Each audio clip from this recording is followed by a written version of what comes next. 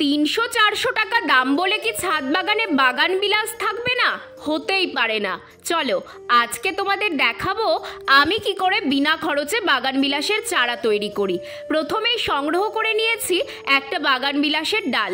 ডাল সংগ্রহের সময় অবশ্যই মাথায় রাখতে হবে কচি সবুজ ডাল থেকে কিন্তু চারা তৈরি হবে না। চারা তৈরির জন্য চাই পেন্সিলের মতো চওড়া ডাল। ডালগুলোকে কাটিং করে নিলাম এবং মোটা ডালগুলোকে রেখে চিকন ডালগুলো ফেলে দিলাম।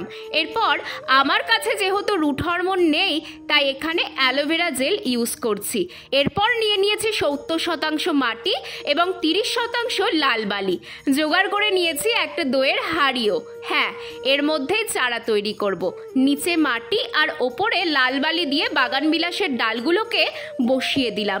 এবার জল দিয়ে 1 মাসের জন্য উজ্জ্বল ছায়া জায়গায় রেখে দেব।